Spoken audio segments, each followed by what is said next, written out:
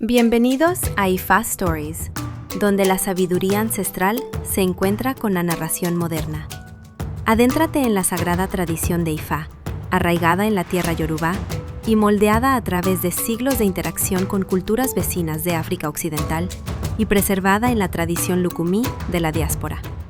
Aquí nos acercamos al corpus adivinatorio de Ifá, los sagrados Odú, mediante los cuales Orunmila revela comprensión sobre el destino y el orden moral reflejado en las vidas de los Orishá, los Irunmolé, los Awós, las comunidades y todos aquellos que buscan orientación.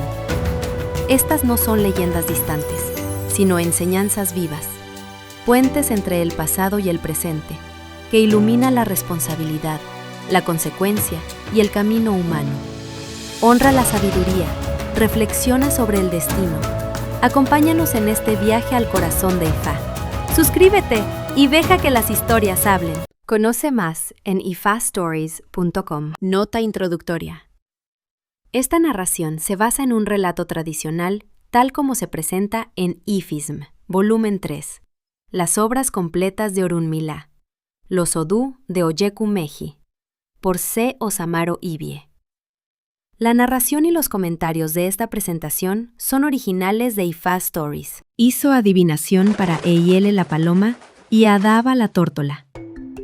Mientras aún estaban en el cielo, Eyele la paloma y Adaba la tórtola decidieron venir al mundo y fueron donde Oyen Bosun para consultar la adivinación acerca de la maternidad en la tierra. Los Awós les prescribieron sacrificios por separado. A Eyele la paloma se le indicó ofrecer el Oosun, maíz, un haz de leña y una vasija de barro sin usar. A Adaba la tórtola se le indicó ofrecer cascarilla, un haz de leña, maíz de Guinea y toda clase de frutas. El sacerdote de Ifá declaró que los materiales usados en estos sacrificios aparecerían más tarde en los hijos que ellas darían a luz en la tierra.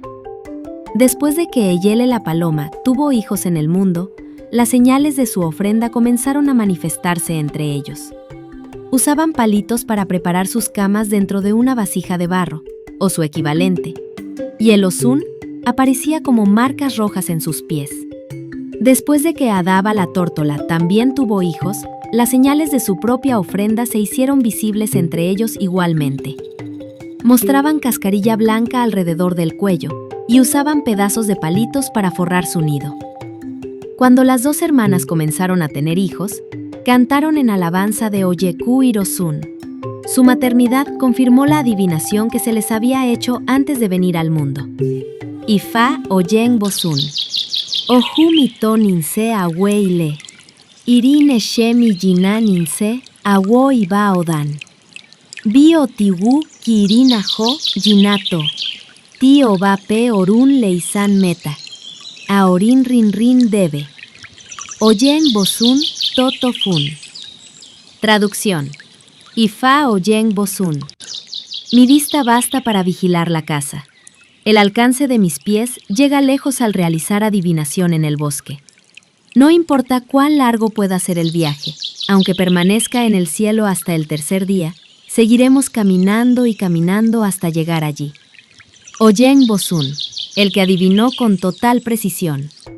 Cuando este Odú aparece en la adivinación, se le debe decir a la persona que haga sacrificio con cascarilla, Osun, paloma y tórtola. El resultado señalado es que tendrá un hijo o una hija que prosperará lo suficiente en la vida como para poder construir una casa. Lo que se prepara antes del descenso puede luego hacerse visible en la vida terrenal. Eyele la paloma y Adaba la tórtola recibieron adivinación antes de venir al mundo, obedecieron los sacrificios prescritos para ellas y con el tiempo vieron aparecer en sus hijos esas mismas señales sacrificiales. Sus nacimientos no fueron bendiciones al azar, sino prueba viviente de que la adivinación había sido verdadera desde el principio. Por esta razón, la oración no pertenece al momento de la petición, sino al momento de la confirmación. Es un canto de alabanza a Oyen Bosun, el adivino que vio correctamente. Su lenguaje de visión, distancia, pies, cielo y camino refleja la verdad más profunda del relato. Lo que fue previsto en el mundo invisible, preparado mediante sacrificio y demorado en su cumplimiento, finalmente se hizo visible en la tierra exactamente como Ifá lo había declarado.